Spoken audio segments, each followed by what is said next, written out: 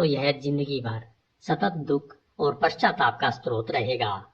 अपने पर्स में रखे इस धन के बारे में तुम्हारी सबसे ज्यादा इच्छा क्या है? इसे सुरक्षित रखना। मैथन ने प्रशंसा के अंदाज में कहा। बहुत समझदारी का जवाब दिया। तुम्हारी पहली इच्छा सुरक्षा की है। क्या तुम यह सोचते हो कि तुम्हारी बहन के पति के पास पहुंचने पर यह धन सचमुच संभावित नुकसान से सुरक्षित रहेगा? मुझे डर है कि यह सुरक्षित नहीं रहेगा। उसमें धन को सुरक्षित रखने की समझदारी नहीं है। ऐसे व्यक्ति पर धन के मामले में विश्वास क्यों करते हो? रिश्ते नातों की मूर्खतापूर्ण भावनाओं से विचलित होना ठीक बात नहीं है। अगर तुम अपने परिवार या मित्रों की मदद करना चाहते हो तो धन गंवाने के जोखिम लेने के अलावा दूसरे तरीके खोजो। यह मत भूलो कि जो लोग धन की सुरक्षा करने के मामले में कुशल नहीं होते हैं, धन उनके पास से अप्रत्याशित तरीकों से चला जाता है। दूसरों को देकर धन गंवाने से तो अच्छा है कि तुम खुद ही खर्च करके इसे उड़ा दो। सुरक्षा के बाद इस धन के बारे में तुम्हारी क्या इच्छा है? यही कि इससे ज्यादा धन आए। एक बार फिर तुमने समझदारी भरा जवाब दिया है। इसे अतिरिक्त धन कमाने के काम में लगाया जाना चाहिए, तभी यह बढ़ेगा। समझदारी से उधार दिया गया धन इंसान के बूढ़े होने से पहले दुगुना हो जाता है। अगर तुम मूलधन गंवाने का जोखिम लेते हो तो तुम उसके ब्याज को भी गंवाने का जोखिम लेते हो जो यह कमा सकता है। इसलिए अव्यवहारिक लोगों की काल्पनिक योजनाओं से मत डगमगाओ, जो सोचते हैं कि उन्हें आपके धन से बहुत बड़ी रकम कमाने के तरीके मालूम है। इस तरह की योजनाएं हवाई सपने देखने वाले लोग बनाते हैं, जिन्हें व्यवसाय के सुरक्षित और विश्वसनीय नियमों का ज्ञान नहीं होता है। अपने धन पर तुम कितने प्रतिशत ब्याज चाहते हो, इस बारे में तुम जमीन पर ही रहना, ताकि तुम्हारा मूलधन सुरक्षित रह सके और तुम उसका आनंद ले सको। बहुत ज्यादा लाभ कमाने के लालच में आकर उधार देना नुकसान को आमंत्रित करना है। खुद को ऐसे लोगों और योजनाओं से जोड़ो जिनकी सफलता प्रमाणिक हो चुकी है, ताकि तुम्हारा मूलधन उनके कुशल प्रयोग से अच्छी कमाई करे और उनकी समझदारी तथा अनुभव द्वारा सुरक्षित रहे। इस तरह तुम दुर्भाग्यों से बच सकते हो, जो अधिकांश इंसानों पर उस समय आते हैं जब ईश्वर उन्हें धन प्रदान करता है। जब रोडन ने मैथन की समझदारी भरी सलाह के लिए उसे धन्यवाद दिया तो मैथन ने कहा, सम्राट का तोहफा तुम्हारा काफी ज्ञान बढ़ाएगा। अगर तुम सोने की 50 मोहरों को सुरक्षित रखना चाहते हो तो तुम्हें बहुत समझदारी से काम लेना होगा। तुम्हारे सामने कई प्रलोभन आएंगे, तुम्हें बहुतेरी सलाहें दी जाएंगी, तुम्हें अविश्वसनीय लाभ देने वाले असंख्य अवसरों की योजनाएं बताई जाएंगी। निशानियों वाले संदूक की कहानियों से तुम्हें सचेत हो जाना चाहिए। जब तुम अपने पर्स से सोने की मोहरें निकालकर किसी को उधार दो तो पहले यह सुनिश्चित कर लेना चाहिए कि वे सुरक्षित रूप से तुम्हारे पास वापस लौट आएंगी। अगर तुम्हें आगे कभी मेरी सलाह की जरूरत पड़े तो तुम बिल्कुल मत हिचकना। सलाह देने में मुझे बहुत खुशी होती है। जाने से पहले उस वाक्य को पढ़ते जाओ जो मैंने अपने निशानियों वाले संदूक के नीचे लिख रखा है। यह कर्जदार और साहूकार दोनों पर लागू होता है। बड़े पश्चाताप के बजाय थोड़ी सी सावधानी बेहतर है। धन्यवाद। HindiAudiobook.com। अध्याय 7। बेबीलोन की दीवारें। HindiAudiobook.com। बांजर नामक वृद्ध सैनिक बेबीलोन की दीवारों तक ऊपर जाने वाली सीढ़ियों पर पहरा दे रहा था। ऊपर बहादुर रक्षक दीवारों की रक्षा करने के लिए युद्ध कर रहे थे। उन पर इस महान शहर और इसमें रहने वाले लाखों नागरिकों का भविष्य निर्भर था। दीवारों के पार से हमलावर सेना का शोर सुनाई दे रहा था। बहुत से लोगों के चीखने की आवाजें आ रही थी। हजारों घोड़ों की टापें सुनाई दे रही थी और मेंढों की कान फोड़ू आवाजें आ रही थी, जो अपने सिर से कांसे के द्वार पर प्रहार कर रहे थे। नगर के द्वार के पीछे वाली सड़क पर सैनिक भाले लेकर तैयार थे। द्वार टूटने की स्थिति में वे दुश्मन से मुकाबला करने के लिए तैयार खड़े थे, परंतु इस काम के लिए तैयार सैनिकों की संख्या आवश्यकता से बहुत कम थी। बेबीलोन की ज्यादातर सेना सम्राट के साथ एलेमाइट्स के खिलाफ पूर्व दिशा में लड़ने गई थी। उनकी अनुपस्थिति में शहर पर हमले की कोई आशंका नहीं थी। इसलिए रक्षा करने वाली सेना बहुत कम थी। अप्रत्याशित रूप से उत्तर दिशा से एसीरियंस की शक्तिशाली सेना ने हमला कर दिया और अब रक्षा की जिम्मेदारी इन दीवारों पर आ गई थी, वरना बेबीलोन नष्ट हो जाता। बूढ़े सैनिक बांजर के आसपास नागरिकों की भीड़ लगी थी। दहशत के मारे सबके चेहरे सफेद थे और वे युद्ध की ताजा स्थिति जानना चाह रहे थे। खामोशी से उन्होंने घायल और मृत सैनिकों की कतार देखा, जिन्हें उस रास्ते से लाया जा रहा था। यह हमले का महत्वपूर्ण मोड़ था।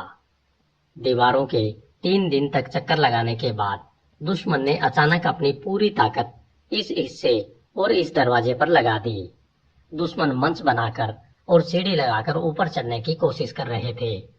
उधर दीवारों के ऊपर मौजूद बेबीलोन के सैनिक तीरों और खोलते हुए तेल का प्रयोग करके दुश्मन को ऊपर पहुंचने से रोक रहे थे। अगर इसके बावजूद कोई दुश्मन ऊपर पहुंच जाए तो सैनिक भाले लेकर तैयार खड़े थे। सैनिकों पर दुश्मनों के हजारों तीरंदाज तीरों की घायल बौछार कर रहे थे। बूढ़े बांजर की स्थिति युद्ध की खबर देने के हिसाब से बहुत अनुकूल थी। वह युद्ध के सबसे करीब था और उत्साही आक्रमणकर्ताओं के हर ताजे हमले के बारे में उसे सबसे पहले पता चलता था।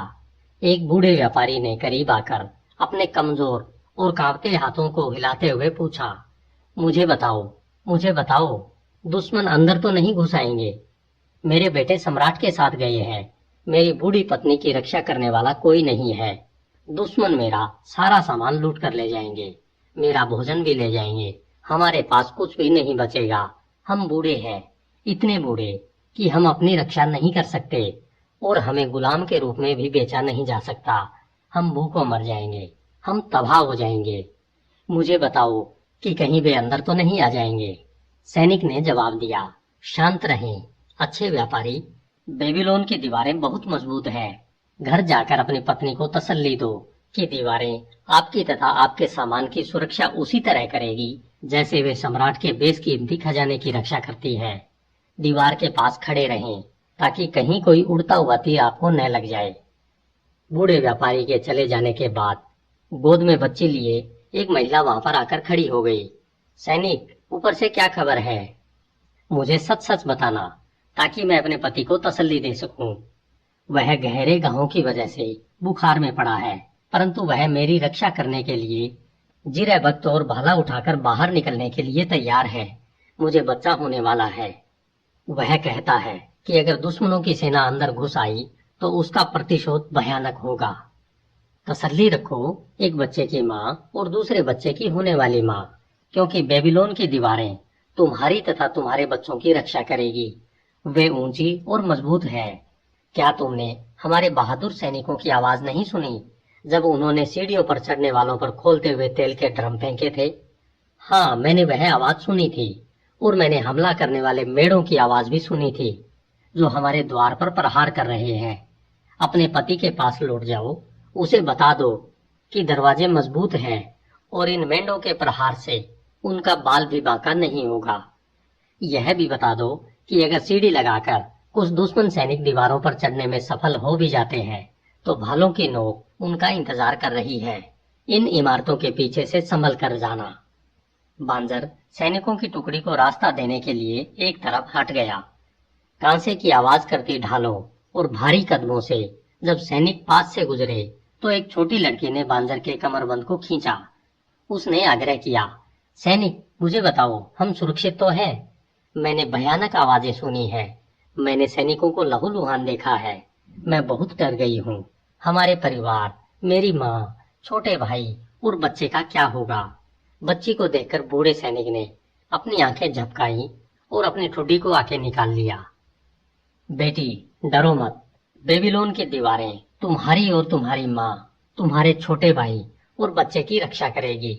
शहर को सुरक्षित रखने के लिए महारानी सेमिरेमिस ने 100 साल पहले ये दीवारें बनवाई थी। आज तक दुश्मन उनके पार नहीं आ पाए हैं। जाकर अपने परिवार वालों से कह दो कि बेबीलोन की दीवारें उनकी रक्षा करेंगी और उन्हें डरने की जरूरत नहीं है।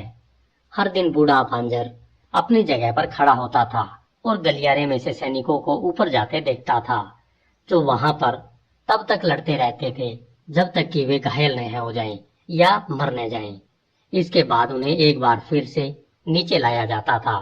उनके चारों तरफ डरे हुए नागरिकों की भीड़ हमेशा लगी रहती थी, जो यह जानने के लिए उत्सुक थी कि क्या दीवारें हमले को सहन कर पाएंगी। वह बूढ़ा सैनिक गरिमापूर्ण अंदाज में उन सबसे यही कहता था, बेबीलोन की दीवारें आपकी रक्षा करेंगी। 3 सप्ताह और 5 दिन तक उसी प्रबलता से लगातार हमला होता रहा। बांजर का चेहरा सख्त होता गया। जब उसने अपने पीछे के गलियारों को घायल सैनिकों के खून से लाल होते देखा, उसने देखा कि ऊपर नीचे आने जाने वाले सैनिकों के कारण कीचड़ सा मच गया था। हर दिन मरे हुए दुश्मनों का ढेर दीवार के सामने लग जाता था। हर रात को उनके साथी उन्हें ले जाकर दफना देते थे। चौथे सप्ताह की 5वीं रात को बाहर का शोर थम गया। दिन के उजाले की पहली किरण में लोगों ने देखा कि लौटती सेनाएं धूल के विशाल बादल उड़ाती जा रही थी। रक्षा करने वालों ने जमकर शोर मचाया। इसका मतलब समझने में कोई गलती नहीं हो सकती थी। दीवारों के पीछे इंतजार कर रही टुकड़ियों ने शोर को दोहराया। शोर की गूंज सड़कों पर इंतजार कर रहे नागरिकों ने भी दोहराई। शोर किसी तूफान की तरह पूरे शहर में फैल गया। लोग अपने अपने घरों से बाहर निकल कर आए। सड़कों पर भारी भीड़ जमा हो गई। कई सप्ताह की दहशत खुशी के जबरदस्त कोलाहल में बदल गई। बेल के मंदिर की ऊंची मीनार पर विजय की मशाल जला दी गई। नीला धुआं आसमान में उड़ने लगा ताकि संदेश दूर दूर तक पहुंच सके। बेबीलोन की दीवारों ने एक बार फिर शक्तिशाली और दुष्ट दुश्मन के इरादों को नाकामयाब कर दिया था, जो उसके समृद्ध खजाने को हथियाना चाहता था और इसके नागरिकों को लूटना तथा गुलाम बनाना चाहता था। बेबीलोन सदियों तक इसलिए सुरक्षित रह पाया क्योंकि इसकी दीवारों के कारण यह पूरी तरह सुरक्षित था।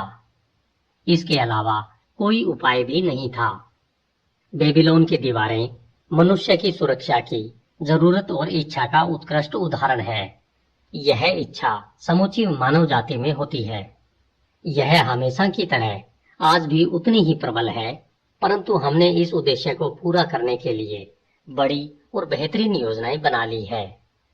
आज हम बीमे, बचत खातों और विश्वसनीय निवेशों की अभेद्य दीवारों से खुद को अप्रत्याशित त्रासदियों से बचा सकते हैं, जो किसी भी दरवाजे से अंदर आ सकती है और किसी भी घर पर हमला कर सकती है। पर्याप्त सुरक्षा के बिना रहना समझदारी नहीं है। धन्यवाद। HindiAudiobook.com। अध्याय 8। बेबीलोन का ऊंटों का व्यापारी। HindiAudiobook.com। इंसान को जितनी ज्यादा भूख लगती है, उसका दिमाग उतनी ही ज्यादा स्पष्टता से काम करता है। इसके अलावा वह भोजन की खुशबू के प्रति उतना ही ज्यादा संवेदनशील हो जाता है। अजियोर का पुत्र तरकाद निश्चित रूप से ऐसा ही महसूस कर रहा था। 2 दिन से उसके मुंह में अन्न का दाना भी नहीं गया था। उसने सिर्फ 2 छोटे अंजीर खाए थे, जो उसने एक बगीचे की दीवार के ऊपर से चुराकर तोड़े थे। वह इससे ज्यादा इसलिए नहीं तोड़ पाया क्योंकि तभी बाग की मालकिन गुस्से से बाहर निकल आई और उसे पकड़ने के लिए सड़क पर भागने लगी। उसकी तीखी चीख अब भी तरकाद के कानों में गूंज रही थी। हालांकि इस समय वह बाजार से गुजर रहा था, इसी कारण वह खुद पर इतना संयम रख पा रहा था कि बाजार में फल बेचने वाली महिलाओं की ललचाने वाली टोकरियों तक अपनी बेचैन उंगलियों को न पहुंचने दे। इससे पहले कभी उसे यह एहसास नहीं हुआ था कि बेबीलोन के बाजारों में खाने पीने का इतना सारा सामान है और उसकी खुशबू इतनी अच्छी है। बाजार छोड़कर वह सराय की तरफ चल दिया। वह सराय के भीतर जाकर कुछ खाना चाहता था और इसी आशा में सराय के सामने इधर से उधर घूमने लगा। काश कोई जान पहचान वाला मिल जाए जिससे वह तांबे का एक सिक्का उधार ले सके। वह जानता था कि तांबे के सिक्के को देखकर ही सराय का मालिक मुस्कुराएगा और उसे भरपेट खाना खिलाएगा। वह यह भी जानता था कि तांबे के सिक्के के बिना सराय का मालिक उसे दुत्कार कर भगा देगा। वह सोच विचार में इतना खोया हुआ था कि उसे अपने आसपास की जरा भी सुध बुध नहीं रही। अचानक उसने अपने सामने एक ऐसे व्यक्ति को खड़ा देखा जिससे वह सबसे ज्यादा बचना चाहता था। वह ऊंटों का व्यापारी देवेजिर था। उसने जितने भी दोस्तों और अन्य लोगों से उधार लिया, उनमें देवेजीर सबसे ज्यादा परेशान करता था, क्योंकि तरकाद तत्काल कर्ज चुकाने के अपने वादे को पूरा नहीं कर पाया था। तरकाद को देखकर देवेजीर के चेहरे पर चमक आ गई। अरे वाह, यह तो तरकाद है। मैं तुम्हें ही तो ढूंढ रहा था, ताकि तुम मुझे तांबे के वे 2 सिक्के चुका दो जो मैंने तुम्हें 15 दिन पहले उधार दिए थे। इसके अलावा चांदी का वह सिक्का भी जो मैंने तुम्हें इससे पहले उधार दिया था। तुम अच्छे मिल गए। आज वे सिक्के मेरे बहुत काम आ सकते हैं। तुम क्या कहते हो बच्चे, क्या कहते हो? तरकाद हकलाने लगा और उसका चेहरा लाल पड़ गया। उसके खाली पेट में कुछ भी नहीं था जिससे उसे मुंह पर देवीजेर के साथ बहस करने की शक्ति मिले। वह कमजोर स्वर में बुदबुदाया, मुझे अफसोस है, मुझे बहुत अफसोस है, परंतु आज मेरे पास तांबे या चांदी का एक भी सिक्का नहीं है जिससे मैं आपका उधार चुका सकूं। देवेजीर ने जोर देकर कहा, तो फिर उनका इंतजाम करो। निश्चित रूप से तुम तांबे और चांदी के कुछ सिक्कों का इंतजाम तो कर ही सकते हो, ताकि अपने पिता के पुराने मित्र का कर्ज चुका सको, जिसने जरूरत के समय तुम्हारी मदद की थी।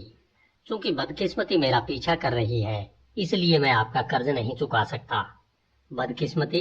अपनी कमजोरी के लिए देवी देवताओं को क्यों दोष देते हो? बदकिस्मती हर उस व्यक्ति का पीछा करती है जो कर्ज चुकाने के बजाय कर्ज लेने के बारे में ज्यादा सोचता है। मैं सराय में खाना खाने जा रहा हूँ, क्योंकि मुझे बहुत भूख लगी है। तुम भी मेरे साथ आ सकते हो। मैं तुम्हें एक कहानी सुनाना चाहता हूँ। तरकाद को देवेजीर का मुंह फट अंदाज पसंद नहीं आया, परंतु सराय के अंदर जाने के विचार से उसे खुशी हुई, क्योंकि अब उसके मन में भोजन मिलने की आशा जग गई थी। देवेजीर उसे कमरे के दूर वाले कोने में ले गया, जहां वे छोटे कालीनों पर बैठे। जब सराय का मालिक कास्कोर उनके पास मुस्कुराते हुए आया, तो देवेजीर ने उससे मजाकिया अंदाज में कहा, रेगिस्तान की मोटी छिपकली, मेरे लिए बकरे की टांग लाओ, जिसमें बहुत सारा गोश्त हो और बिल्कुल भूरी हो। इसके अलावा ब्रेड और सब्जियां भी ले आओ, क्योंकि मैं बहुत भूखा हूँ और डटकर भोजन करना चाहता हूँ। मेरे मित्र को भी मत भूलना। उसके लिए एक जग भरकर पानी लाना। पानी ठंडा होना चाहिए, क्योंकि आज बहुत गर्मी है। तरकाद निराश हो गया। क्या यहाँ पर बैठकर वह सिर्फ पानी पिएगा और इस आदमी को बकरे की मोटी टांग खाते हुए देखेगा? उसने कुछ नहीं कहा। वह यह सोच भी नहीं पा रहा था कि वह क्या कहे। बहरहाल देवेजीर ने तो चुप रहना कभी सीखा ही नहीं था। वह दूसरे ग्राहकों की तरफ देखकर मुस्कुराने लगा और मित्रतापूर्ण अंदाज में हाथ हिलाने लगा। वे सब उसे अच्छी तरह जानते थे। इसके बाद देवेजीर ने आगे कहा, आरपा से हाल ही में एक यात्री लौटा है। उसने मुझे एक अमीर आदमी के बारे में बताया, जिसने पत्थर के एक टुकड़े को इतना बारीक तराश लिया है कि इंसान उसके आर पार देख सकता है। उसने इसे अपने घर की खिड़की में लगा दिया है, ताकि बारिश से बचा जा सके। यात्री के अनुसार यह पत्थर पीला है। यात्री ने जब इसके आर पार देखा, तो बाहर की दुनिया विचित्र दिख रही थी और अपने वास्तविक रंग रूप में नजर नहीं आ रही थी। इस बारे में तुम क्या कहते हो तरकाद? क्या तुम्हें लगता है कि इंसान को दुनिया वास्तविकता से अलग दिख सकती है? शायद, युवक ने कहा। उसकी दिलचस्पी कहानी से ज्यादा बकरे की मोटी टांग में थी, जो देवेजीर के सामने रखी थी। मैं जानता हूँ कि यह सच है, क्योंकि मैंने दुनिया को वास्तविकता से भिन्न रंग में देखा है। मैं तुम्हें एक कहानी सुनाने जा रहा हूँ। उससे तुम यह जान जाओगे कि मैं दुनिया को फिर से सही रंगों में कैसे देख पाया। पड़ोस में खाना खा रहे एक व्यक्ति ने अपने पड़ोसी से फुसफुसाते हुए कहा, देवेजीर कहानी सुना रहा है। वह अपने कालीन को पास खींच लाया। भोजन करने वाले बाकी लोग भी अपना भोजन लेकर वहीं आ गए और एक अर्धव्रत बना लिया। उनके चबर चबर खाने की आवाजें तरकाद के कानों में गूंज रही थी। सिर्फ तरकाद ही था जिसके सामने भोजन नहीं था। देवेजीर ने उसके लिए भोजन नहीं मंगवाया था, न ही उसने तरकाद को ब्रेड का वह टुकड़ा उठाने का इशारा किया था जो प्लेट से फर्श पर गिर गया था। देवेजीर ने बकरे की टांग का एक बड़ा हिस्सा काटने के बाद कहा, आज जो कहानी मैं सुनाने जा रहा हूँ वह मेरे शुरुआती जीवन के बारे में है। इस कहानी में यह बताया गया है कि मैं ऊंटों का व्यापारी कैसे बना। क्या किसी को मालूम है कि मैं कभी सीरिया में गुलाम था? श्रोता आश्चर्य से बुदबुदाने लगे, जिसे सुनकर देवेंजीर संतुष्ट हुआ। देवेंजीर ने बकरे की टांग को एक बार फिर कुतरते हुए कहा, युवावस्था में मैंने अपने पिता का व्यवसाय यानी काठी बनाना सीखा। मैं उनकी दुकान में उनके साथ काम करता था और फिर मेरी शादी हो गई। मैं युवा था, परंतु मुझ में ज्यादा योग्यता नहीं थी, इसलिए मैं बहुत कम कमा पाता था। सिर्फ इतना कि मैं जैसे तैसे अपनी पत्नी का खर्च उठा पाता था। मैं बहुत सी अच्छी चीजों की लालसा करता था, परंतु मेरे पास उन्हें खरीदने के लिए पैसे नहीं थे।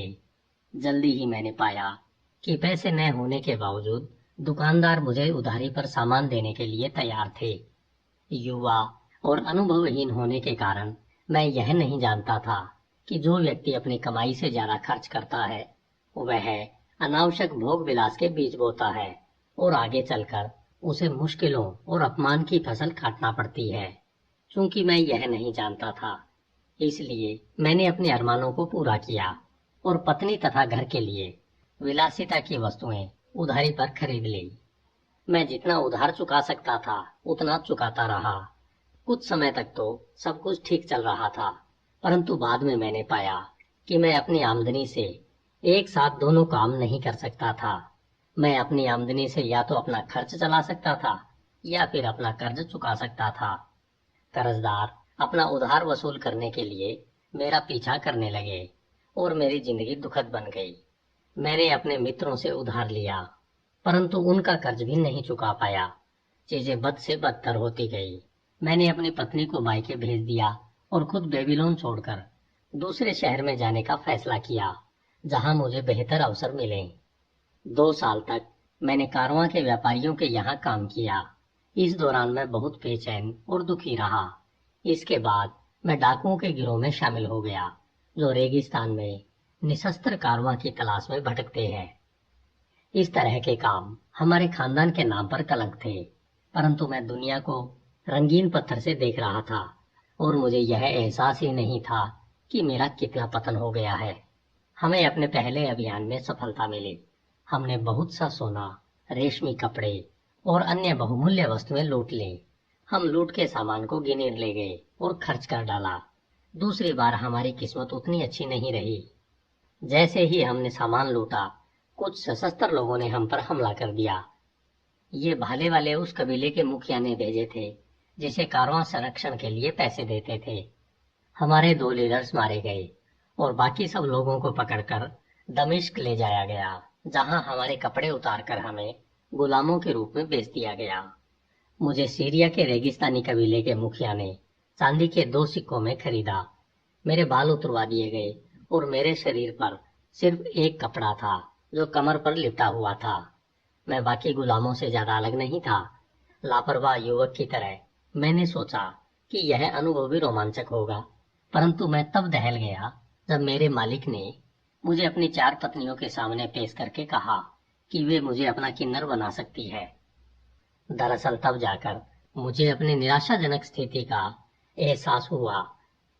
रेगिस्तान के ये लोग जंगली और योद्धा थे। उनकी इच्छाओं का पालन करना मेरी मजबूरी थी, क्योंकि मेरे पास न तो हथियार थे और न ही बचाव के साधन। जब उन 4 महिलाओं ने मुझे गौर से देखा तो मैं दहशत में खड़ा रहा। मैं सोच रहा था कि क्या मुझे उनसे दया की आशा करनी चाहिए। पहली पत्नी सीरा बाकी तीनों पत्नियों से बड़ी थी। मेरी तरफ देखते समय उसका चेहरा भावहीन था। मुझे उससे दया की कतई उम्मीद नहीं थी। मैंने दूसरी पत्नी की तरफ आशा भरी नजर डाली।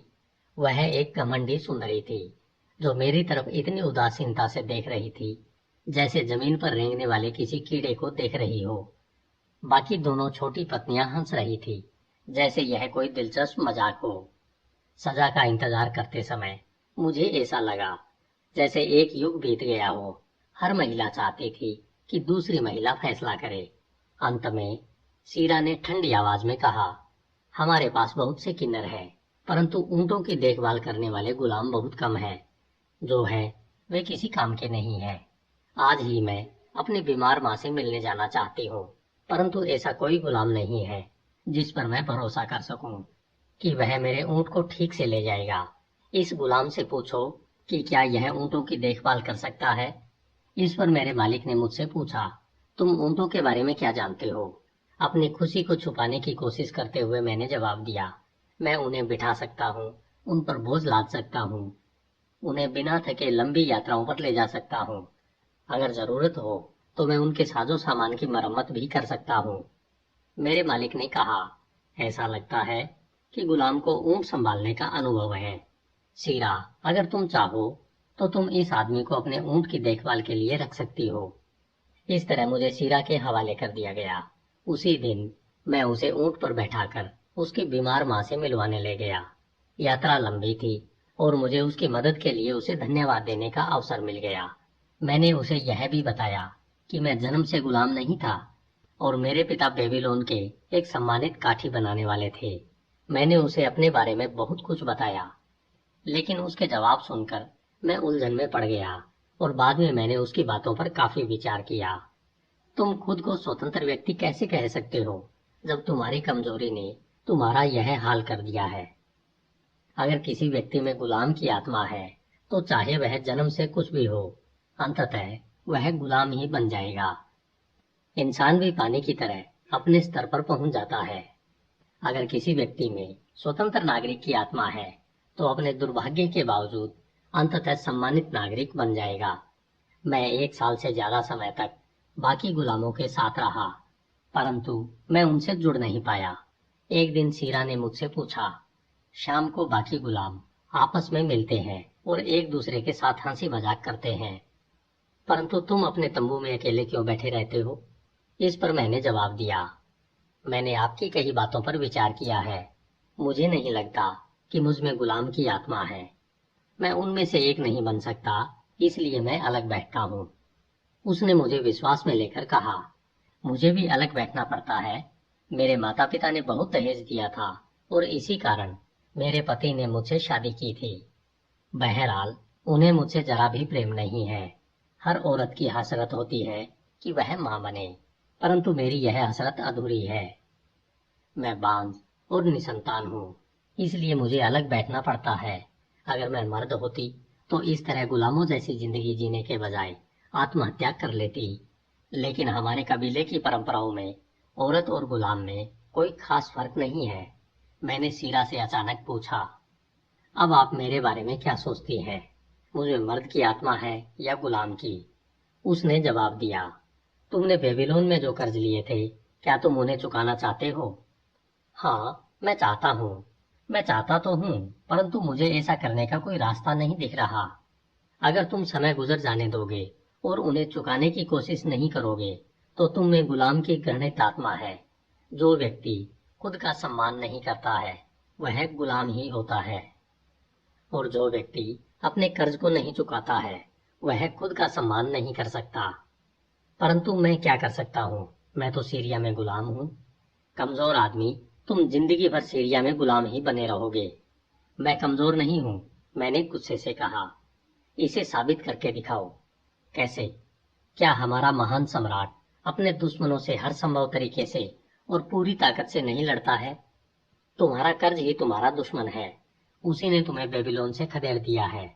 तुमने उससे लड़ना छोड़ दिया है, इसलिए अब वह तुमसे ज्यादा ताकतवर बन गया है। अगर तुम मर्द की तरह लड़ते तो तुम जीत सकते थे।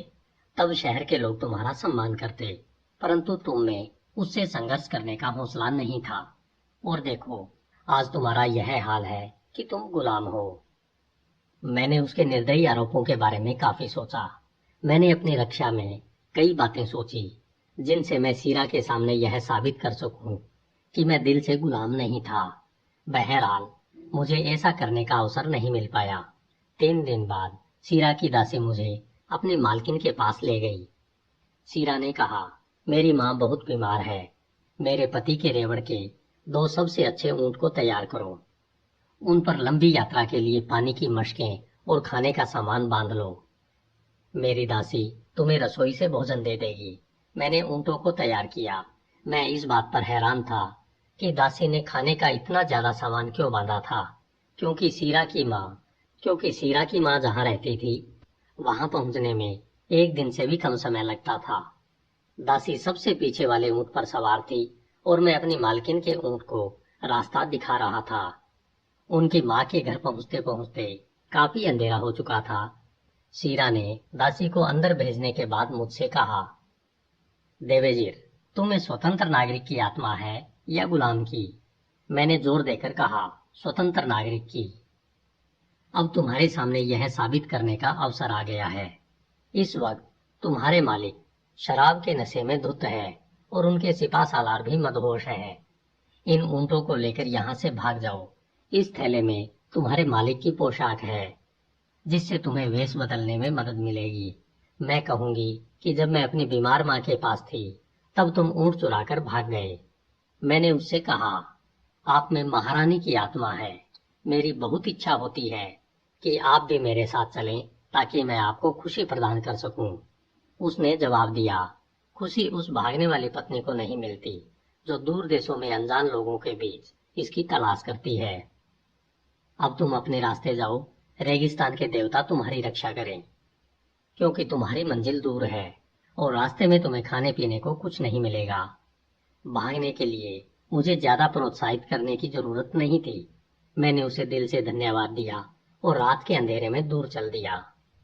मुझे उस अजीब स्थान का कोई ज्ञान नहीं था और बल्कि एक हल्का सा आभास था कि बेबीलोन किस दिशा में है। बहरहाल मैं बहादुरी से पहाड़ियों की दिशा में रेगिस्तान के पार चल दिया। मैं एक ऊंट पर सवार हुआ और दूसरे को अपने पीछे पीछे चलने का इशारा किया। मैंने पूरी रात यात्रा की और अगले पूरे दिन भी। मैं जानता था कि मालिक का सामान चुराकर भागने वाले गुलामों को बहुत सख्त सजा दी जाती है। उस शाम को मैं एक उजाड़ सी जगह पर पहुंचा। रेगिस्तान की तरह ही यहाँ भी कोई नहीं रहता था। नुकीली चट्टानों ने मेरे वफादार ऊंटों के पैर जख्मी कर दिए थे। वे बहुत धीमे धीमे और कराहते हुए चल रहे थे। मुझे रास्ते में इंसान तो क्या, जानवर तक नहीं मिला। मैं अच्छी तरह समझ सकता था कि इस उजाड़ जगह पर कोई क्यों नहीं रहता था। उसके बाद की यात्रा इतनी भीषण थी कि बहुत कम लोग उसे करने के बाद जिंदा बचे होंगे। हर दिन हम धीरे धीरे चलते रहे। हमारे पास जितना भोजन और पानी था वह सब खत्म हो गया। सूरज की गर्मी निर्ममता से हमें झुलसा रही थी। 9वें दिन शाम को मैं अपने ऊंट से फिसलकर गिर पड़ा। मैं जानता था कि मैं इतना कमजोर था कि दोबारा ऊंट पर नहीं चढ़ पाऊंगा और इसी उजाड़ जगह पर मर जाऊंगा। मैं जमीन पर ही पसर गया और सो गया। मेरी आंख जब खुली तब सूरज की पहली किरण ही निकली थी। मैंने उठकर अपने चारों तरफ देखा। सुबह की हवा में ठंडक थी। पास में ही मेरे ऊंट लेटे थे जो बहुत उदास दिख रहे थे। मेरे आसपास बर्बादी का आलम था, जहां चट्टानें, रेत और कांटेदार चीजें थी।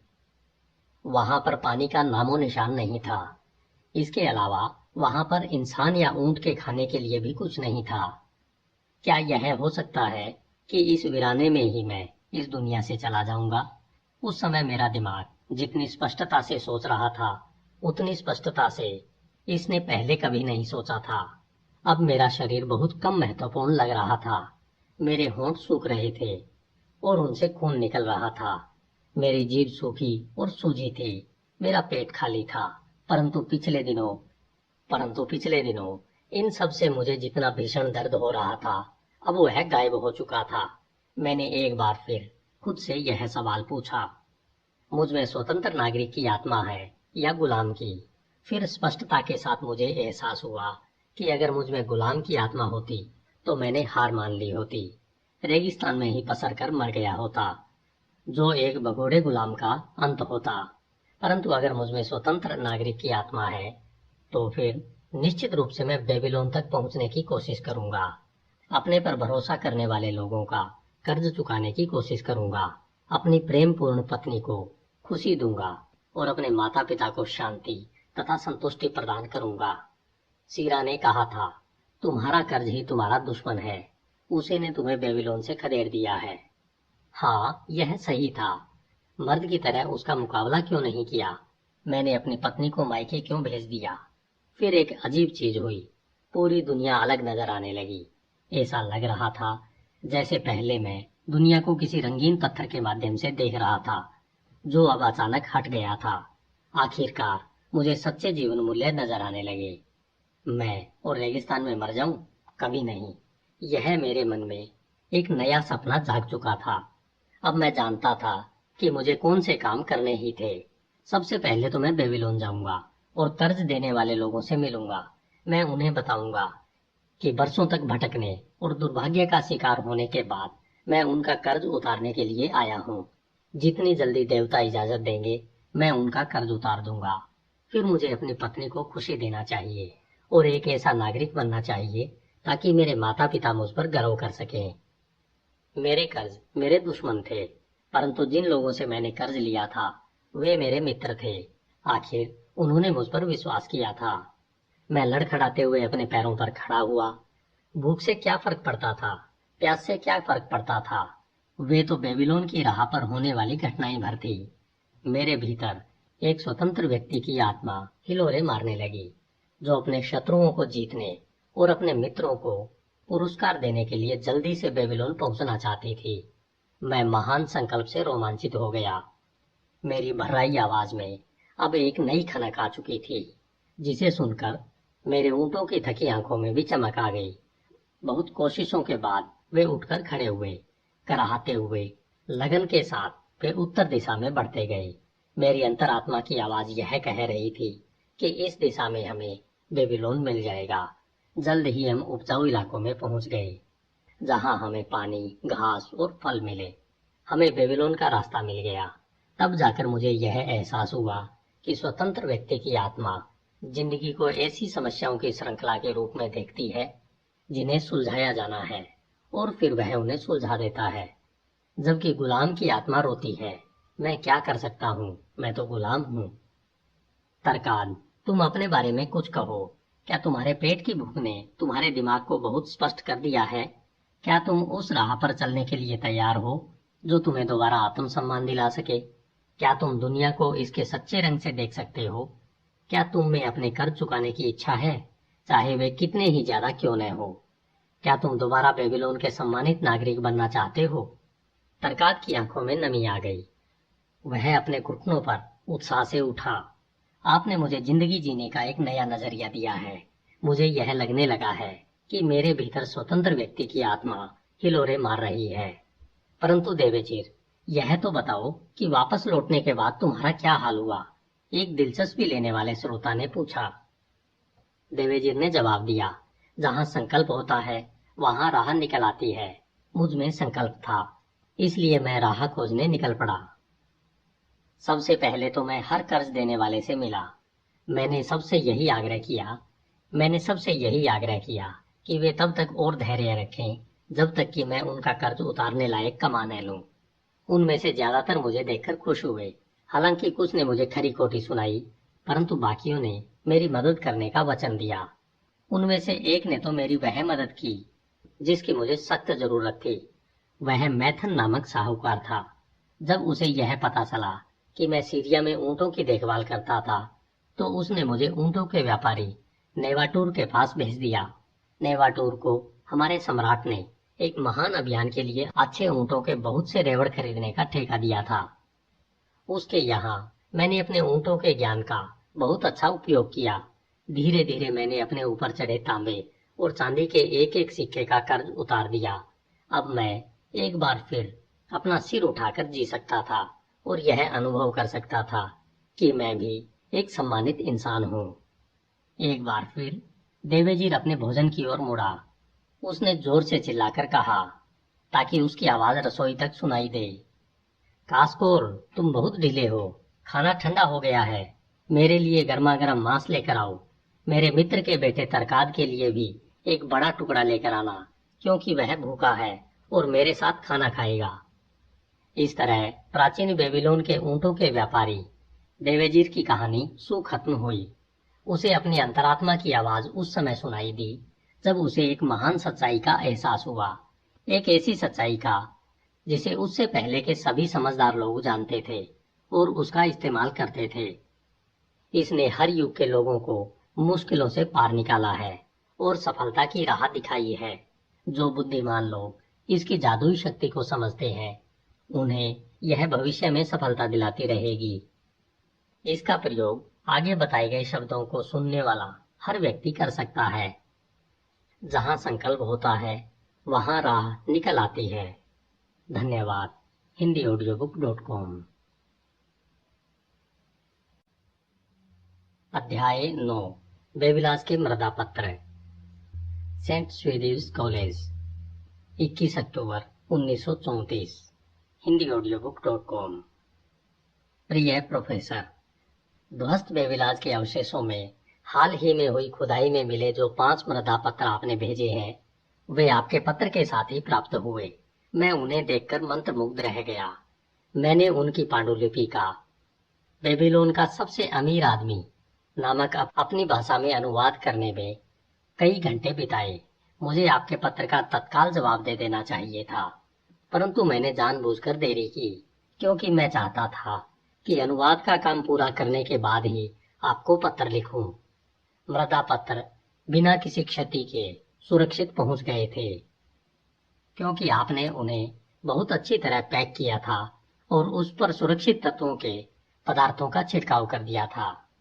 इन मृदा पत्रों की कहानी से आप भी उतने ही हैरान रह जाएंगे जितना कि हम लोग प्रयोगशाला में हुए थे।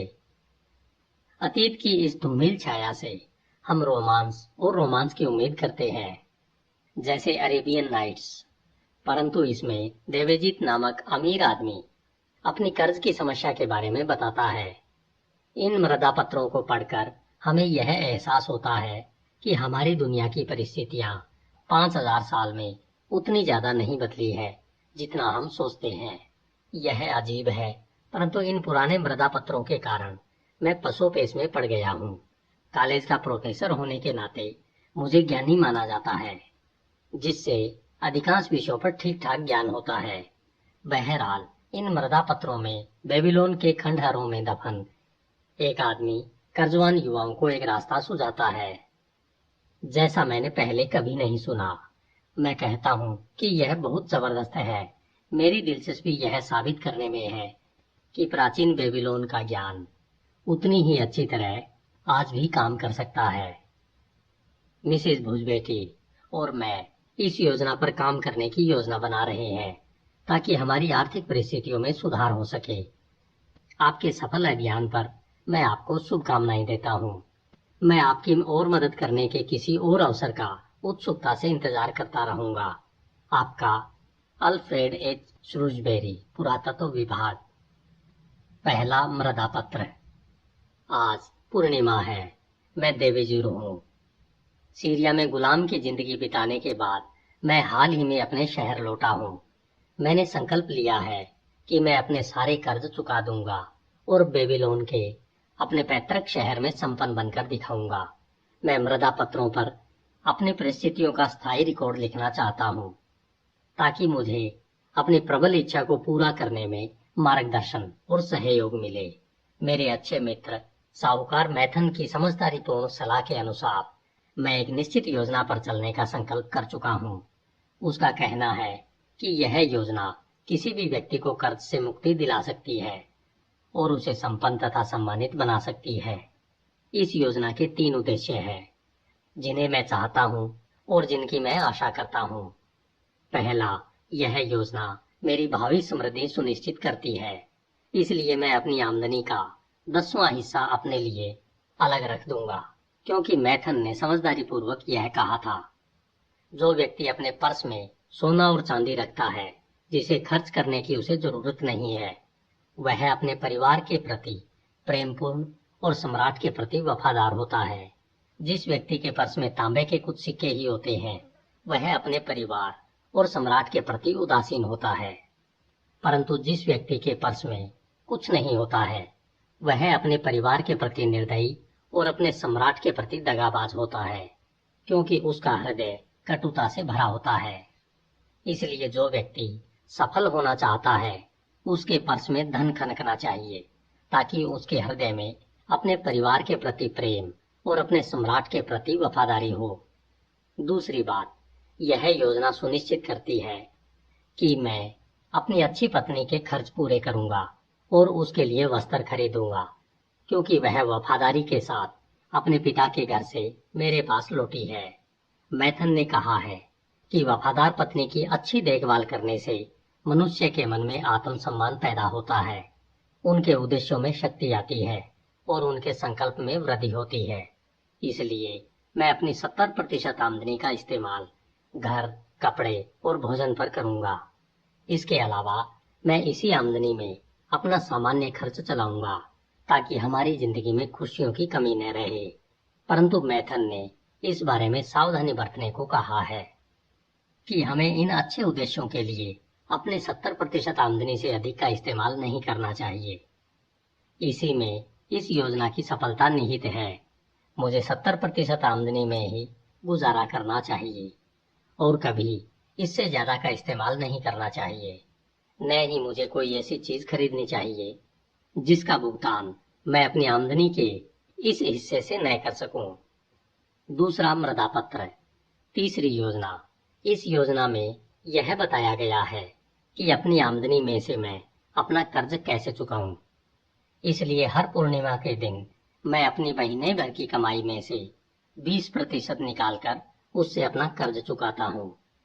जिन लोगों ने मुझे कर्ज दिया है उन्होंने मुझ पर भरोसा किया है, इसलिए मैं सम्मानपूर्वक उनमें बराबरी से अपनी 20% आमदनी बांट लेता हूँ। इस तरह समय के साथ मेरा सारा कर्ज उतर जाएगा। मैं यहाँ पर हर उस व्यक्ति का नाम लिख रहा हूँ जिसका मैं कर्जदार हूँ। साथ ही मैं यह भी लिख रहा हूँ कि मैंने किस व्यक्ति से कितना कर्ज लिया है। फेहरू, बुनकर, चांदी के 2 सिक्के, तांबे के 6 सिक्के। सिंजार, फर्नीचर बनाने वाला, चांदी का 1 सिक्का। अहमर, मेरा दोस्त, चांदी के 3 सिक्के, तांबे का 1 सिक्का।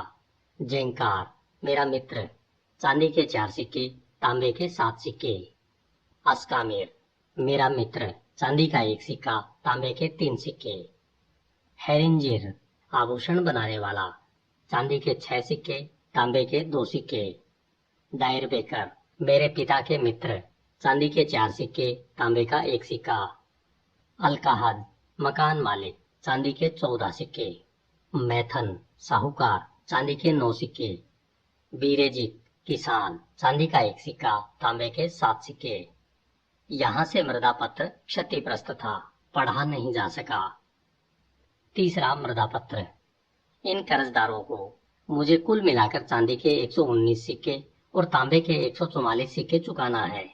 चूंकि मुझ पर इतना भारी कर्ज चढ़ा था और उसे चुकाने का मुझे कोई रास्ता नहीं सूझ रहा था, इसलिए मूर्खतावश मैंने अपनी पत्नी को मायके भेज दिया और अपने पैतृक शहर को छोड़कर आसान दौलत की तलाश में परदेश चला गया। बहरहाल वहां पर मैं संकट में फंस गया और गुलाम बन गया। अब जब मैथन ने मुझे दिखा दिया है कि अपनी कम आमदनी के बावजूद मैं अपना कर्ज कैसे चुका सकता हूँ, तो मुझे यह एहसास होता है कि अपने फिजूल खर्ची के परिणामों से भागना मेरी बहुत बड़ी मूर्खता थी। इसलिए मैं उन लोगों के पास गया जिनसे मैंने कर्ज लिया था। मैंने उन्हें बताया कि मेरे पास कोई संपत्ति या जायदाद नहीं है जिससे मैं उनका कर्ज चुका सकूं। मैंने उनसे कहा कि मेरे पास सिर्फ कमाने की क्षमता है और मैं अपनी आमदनी का 20% हिस्सा कर्ज चुकाने में लगाऊंगा। मैं पूरी ईमानदारी और बराबरी से अपने कर्ज चुकाऊंगा। मैं कर्ज चुकाने के लिए 20% से ज्यादा आमदनी का इस्तेमाल नहीं कर सकता हूँ, इसलिए अगर वे धैर्य रखें तो समय के साथ मैं पूरा कर्ज चुका दूंगा। अहमर को मैं अपना सबसे अच्छा मित्र समझता था, परंतु उसने मुझे भला बुरा कहा और मेरा अपमान किया। बिरेजिक नामक किसान ने मुझसे अनुरोध किया कि मैं सबसे पहले उसका कर्ज चुकाऊंगा, क्योंकि उसे पैसे की बहुत ज्यादा जरूरत है। यह योजना सुनकर मकान मालिक अलकाहद बहुत गुस्सा हो गया और उसने साफ कह दिया कि अगर मैंने जल्दी से उसका कर्ज नहीं उतारा तो परिणाम बहुत बुरा होगा। बाकी सबने खुशी खुशी मेरे प्रस्ताव को मान लिया, इसलिए अब मैं इस योजना पर अमल करने के लिए पहले से ज्यादा संकल्पवान हूँ। अब मुझे विश्वास हो चुका है कि कर्ज चुकाने से बचने के बजाय उन्हें चुकाना कहीं ज्यादा आसान है। हालांकि मैं अपने कुछ कर्जदाताओं की आवश्यकताओं और मांगों को पूरा नहीं कर पाऊंगा, परंतु मैं उन सब के साथ निष्पक्षता के साथ व्यवहार करूंगा। चौथा मृदापत्र। एक बार फिर पूर्णिमा है। मैंने कड़ी मेहनत की है। मेरी अच्छी पत्नी ने कर्ज उतारने के मेरे इरादों में मेरा पूरा साथ दिया है। हमारे बुद्धिमत्तापूर्ण संकल्प के कारण इस महीने मैंने नेवाटूर के लिए मजबूत देह और अच्छे पैरों वाले ऊंट खरीदे, जिसके एवज में मुझे चांदी के 19 सिक्कों की आमदनी हुई। इस आमदनी को मैंने योजना के अनुसार बांट दिया। इसका 10% मैंने अपने लिए अलग रख लिया। इसका 70% मैंने जीवन यापन के लिए अलग रख लिया और इसका 20% मैंने अपने कर्जदाताओं में बराबरी से बांट दिया। मैं जब अहमर के घर गया तो वह नहीं मिला, परंतु मैं वह राशि उसकी पत्नी को दे आया। बेरेजिक तो इतना खुश हुआ कि उसने मेरा हाथ चूम लिया। सिर्फ बूढ़ा अलकाहद ही बड़बड़ाया और बोला कि मुझे अपना कर्ज ज्यादा जल्दी चुकाना चाहिए। इस पर मैंने जवाब दिया कि अगर मैं ठीक से कमाऊंगा और चिंता नहीं करूंगा तभी मैं ज्यादा तेजी से कर्ज चुका पाऊंगा। बाकी सबने मुझे धन्यवाद दिया और मेरे प्रयासों की सराहना की। इस तरह एक महीने में मैंने चांदी के 4 सिक्कों का कर्ज उतार दिया। इसके अलावा मैं चांदी के 2 सिक्कों का स्वामी भी बन गया हूँ, जिन पर किसी व्यक्ति का कोई हक नहीं है। मैं खुश हूँ और मैं बहुत लंबे समय बाद खुश हुआ हूँ। एक बार फिर पूर्णिमा आ गई। कड़ी मेहनत के बावजूद इस महीने मुझे ज्यादा सफलता नहीं मिली। मैं बहुत कम ऊँट खरीद पाया। मैं चांदी के सिर्फ 11 सिक्के ही कमा पाया। बहरहाल मेरी अच्छी पत्नी और मैं योजना के अनुरूप चले। हमने एक भी नया वस्त्र नहीं खरीदा और सिर्फ सब्जियां खाकर गुजारा किया। एक बार फिर मैंने अपनी आमदनी का 10% खुद के लिए अलग रख लिया और 70% से अपना खर्च चलाया। मैं हैरान रह गया जब अहमर ने कर्ज चुकाने के लिए मेरी तारीफ की, हालांकि जो रकम मैं चुका रहा था वह छोटी थी। बेरेजिक ने भी ऐसा ही किया। अलकाहद आग बबूला हो गया, परंतु जब मैंने उससे कहा कि अगर वह इस रकम को नहीं लेना चाहता तो वापस कर दे, तो वह ठंडा पड़ गया। पहले की तरह बाकी सभी लोग संतुष्ट हुए। एक बार फिर पूर्णिमा आ गई और मैं खुश हूँ। इस बार मुझे ऊँटों का बहुत अच्छा रेवड़ मिल गया और मैंने कई बेहतरीन ऊँट खरीद लिए, जिस वजह से मुझे चांदी के 42 सिक्कों की आमदनी हुई। इस पूर्णिमा को मेरी पत्नी और मैंने जूते तथा कपड़े खरीदे, जिनकी हमें बहुत जरूरत थी। इसके अलावा हमने गोश्त और मुर्गा खाकर जश्न मनाया। हमने चांदी के 8 सिक्कों से ज्यादा का कर्ज उतार दिया। अलकाहद तक ने कोई उल्टी बात नहीं की। वह योजना महान है जो हमें कर्ज से बाहर निकालती है और बचत कराती है। 3 महीने बाद मैं एक बार फिर लिख रहा हूँ। हर बार मैंने अपनी आमदनी का 10% हिस्सा अलग बचा कर रखा। मैंने और मेरी अच्छी पत्नी ने हर बार 70% आमदनी में अपना खर्च चलाया। हालांकि कई बार ऐसा करने में काफी मुश्किलें आई। हर बार मैंने अपनी 20% आमदनी से अपने कर्जदाताओं का कर्ज चुकाया। मेरे पर्स में अब चांदी के 21 सिक्के हैं, जो सिर्फ मेरे हैं।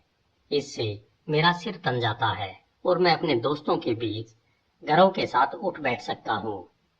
मेरी पत्नी घर को बहुत अच्छी तरह से संभालती है और अच्छे कपड़े पहनती है। हम साथ साथ रहकर खुश हैं। यह योजना अनमोल है। इसने एक पूर्व गुलाम को सम्मानित व्यक्ति में बदल दिया।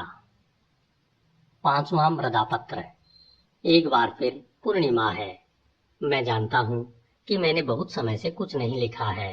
दरअसल 12 महीने गुजर चुके हैं। बहरहाल आज मैं अपना रिकॉर्ड लिखने में नहीं चूकूंगा, क्योंकि आज मैंने अपना आखिरी कर्ज चुका दिया है। आज के दिन मैंने और मेरी पत्नी ने जश्न मनाया, क्योंकि हमारा संकल्प पूरा हो गया है। जब मैं अपने कर्जदाताओं से आखिरी बार मिला तो ऐसी कई बातें हुई जिन्हें मैं हमेशा याद रखूंगा। अहमर ने अपने कठोर शब्दों के लिए मुझसे माफी मांगी और कहा कि वह चाहेगा कि हमारी दोस्ती हमेशा कायम रहे। बूढ़ा अलकाहद भी आखिर इतना बुरा नहीं था, क्योंकि उसने कहा, तुम कभी नरम मिट्टी की तरह नाजुक थे, जिसे कोई भी छूकर दबा सकता था और मनचाहे आकार में ढाल सकता था, परंतु अब तुम कांसे के टुकड़े की तरह हो, जो किसी का भी मुकाबला कर सकता है।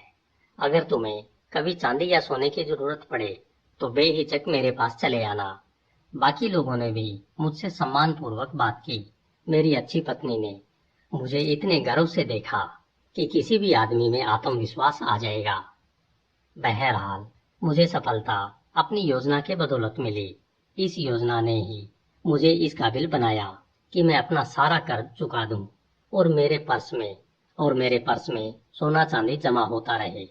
मैं सफलता चाहने वाले हर आदमी को यह सलाह दूंगा कि वह इस योजना पर चले। जब इसकी बदौलत एक पूर्व गुलाम अपने कर्ज चुका सकता है और अपने पर्स में सोना इकट्ठा कर सकता है, तो इस पर अमल करके कोई भी व्यक्ति ऐसा कर सकता है। मैं अब भी इस योजना पर चल रहा हूँ, क्योंकि मुझे विश्वास है कि अगर मैं इस पर अमल करता रहूंगा तो मैं जल्दी ही अमीर बन जाऊंगा। Saint Vincent, saint Sweden college, 7 नवंबर 1936। प्रिय प्रोफेसर, अगर बेबीलोन के अवशेषों की खुदाई करते समय आपको वहां के ऊंटों के व्यापारी देवेजित का भूत मिले तो मुझ पर एक मेहरबानी करें।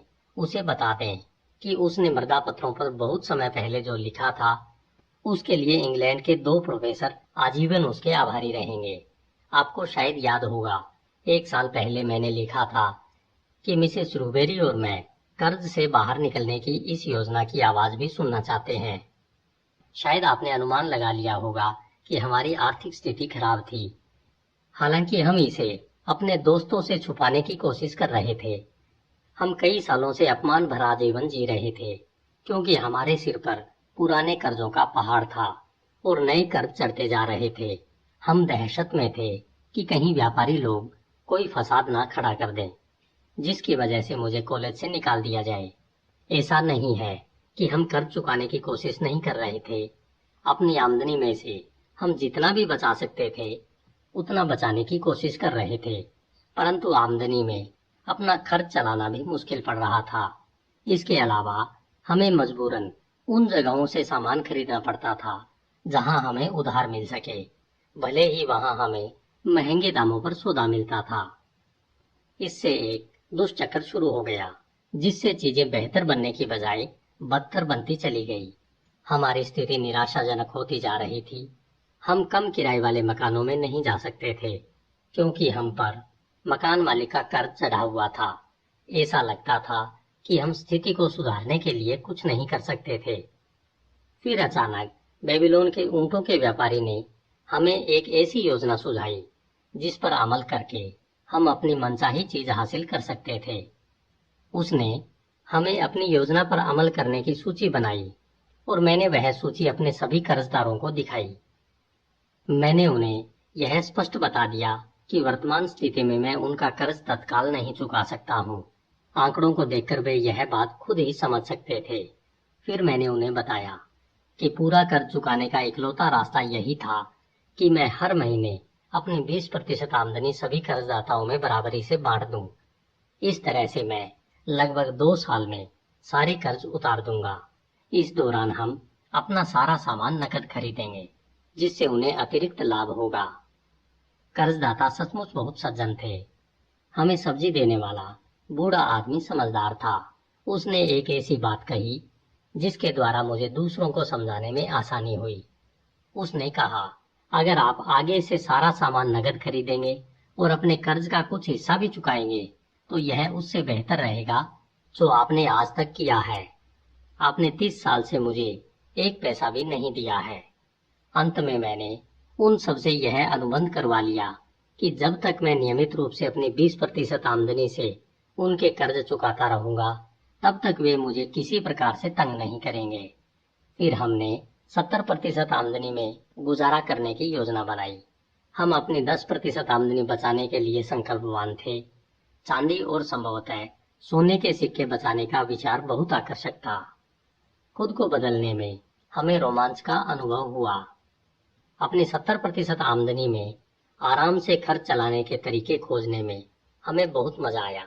हमने यह काम मकान के किराए से शुरू किया और हम मकान का किराया कम करवाने में कामयाब हो गए और हमें अच्छा सामान कम कीमत पर मिलना शुरू हो गया। यह इतनी लंबी कहानी है कि एक पत्र में पूरी नहीं हो सकती। संक्षेप में, इसमें हमें ज्यादा कठिनाई नहीं हुई और हमने खुशी खुशी यह काम कर दिया। अपनी आर्थिक समस्याओं को इस तरह सुलझाने से हमें बहुत राहत मिली और अब हम पुराने कर्ज के कारण आतंकित नहीं थे। बहरहाल, मैं आपको उस 10% आमदनी के बारे में बताना नहीं भूलूंगा जिससे हमने खनकाने के लिए अलग